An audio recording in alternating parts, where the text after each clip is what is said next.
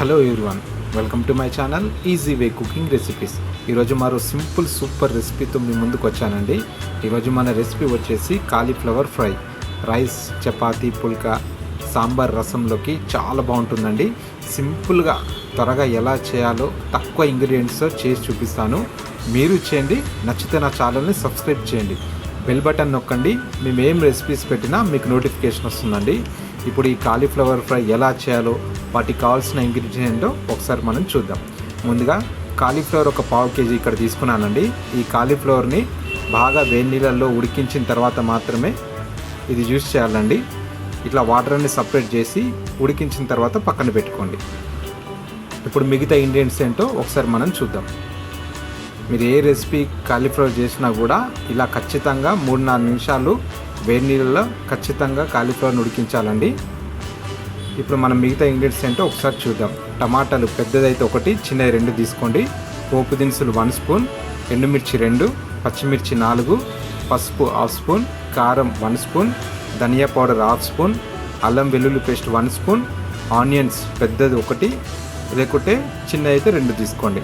కొత్తిమీర, కరివేపాకు మీకు తగినంత, సాల్ట్ మీ రుచికి తగినంత, పచ్చి కొబ్బరి తురుము. ఈ పచ్చి కొబ్బరి తురుము అనేది ఆప్షనల్ అండి, తీసుకుంటే చాలా బాగుంటుంది. ఒకవేళ తీసుకోకుండా మీకు అందుబాటులో లేకపోతే పర్వాలేదు, బట్ తీసుకుంటే టేస్ట్ మాత్రం చాలా బాగుంటుందండి. ఇప్పుడు ఈ కాలీఫ్లవర్ ఫ్రై ఎలా చేయాలో మనం వీడియోలోకి వెళ్ళిపోదాం. ముందుగా ఒక ప్యాన్ తీసుకోండి. ప్యాన్ హీట్ ఎక్కిన తర్వాత 2 టేబుల్ స్పూన్ ఆయిల్ వేయండి.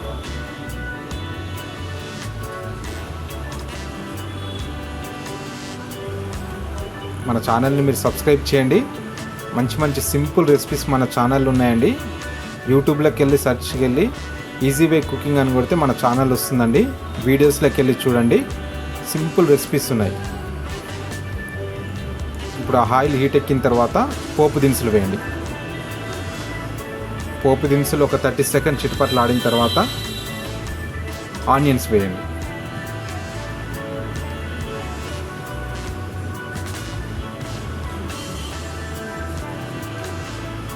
ఆనియన్స్ వేసి ఒక 50% సాఫ్ట్గా అయ్యేంత వరకు ఈ ఆనియన్స్ని ఫ్రై చేసుకోండి. ఆనియన్స్తో పాటు కరివేపాకు కూడా వేసుకోండి. మూత పెట్టి సుమారుగా 3-4 నిమిషాలకి మనకి ఆనియన్ సాఫ్ట్గా అవుతుందండి.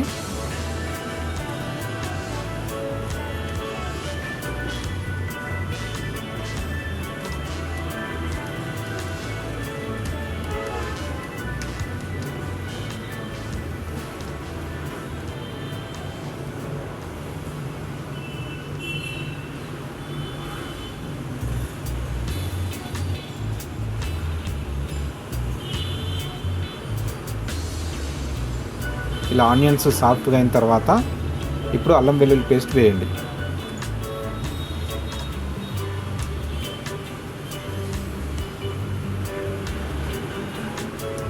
ఈ అల్లం వెల్లుల్లి పేస్ట్ పచ్చివాసన పోయేంత వరకు ఒక్క 30 సెకండ్స్ అలా ఫ్రై చేసుకోండి.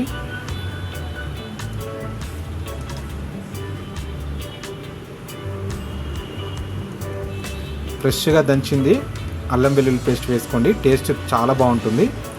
ఇప్పుడు పచ్చివాసన పోయిన తర్వాత ఇప్పుడు స్పైసెస్ యాడ్ చేద్దాం. పసుపు, కారం, ధనియాల పొడి ఇవన్నీ వేసి 1 నిమిషం కలుపుకోండి. పచ్చిమిర్చి కూడా ఇక్కడనే వేయండి. ఇంకోటండి, ఈ రెసిపీలో మనము ఎక్కువ కారం వాడమండి, పచ్చిమిర్చితో వచ్చే కారమే సరిపోతుంది. జస్ట్ కారం మాత్రం వేసారా వేయరు అన్నట్టు 1/2 నుంచి 1 స్పూన్ వరకు మాత్రమే వాడండి. ఈ స్పైసెస్ అన్నీ వేసి 1 నిమిషం అలా కలుపుకోండి. మీకు రుచికి తగినంత సాల్ట్ కూడా వేసుకోండి.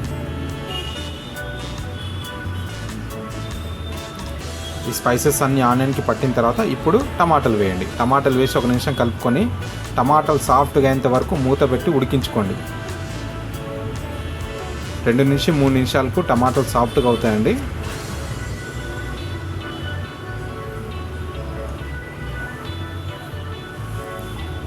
చాలా తక్కువ ఇంగ్రీడియంట్స్ అండి, టేస్ట్ మాత్రం సూపర్గా ఉంటుంది. ఖచ్చితంగా మీరు ట్రై చేయండి.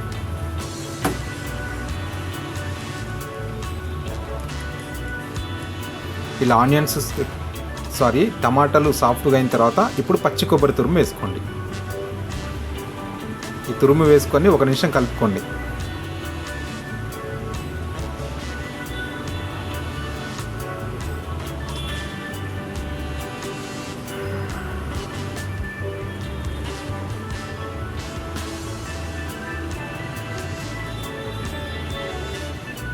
ఇలా 1 నిమిషం కలుపుకున్న తర్వాత ఇప్పుడు మనం ఉడికించుకున్నాం కదా కాలీఫ్లవర్, అవి వేసి ఈ స్పైసెస్ మొత్తం కలిసి కలుపుకోండి. ఇలా కలుపుకొని మూత పెట్టి ఒక 3 నిమిషాలు మీడియం ఫ్లేమ్లో పెట్టి ఈ స్పైసెస్ అన్నీ కాలీఫ్లవర్ పట్టేంత వరకు మధ్యలో ఒకసారి కలిపి వీటన్నిటిని ఫ్రై చేసుకోండి. అయిపోయిందండి. జస్ట్ ఇంకో 1 మినిట్లో మనకు రెసిపీ రెడీ అయిపోతుంది. చెప్పానుగా చాలా సింపుల్ రెసిపీ అని చెప్పి. మీరు ట్రై చేయండి, ఖచ్చితంగా మీకు నచ్చి తీరుతుంది.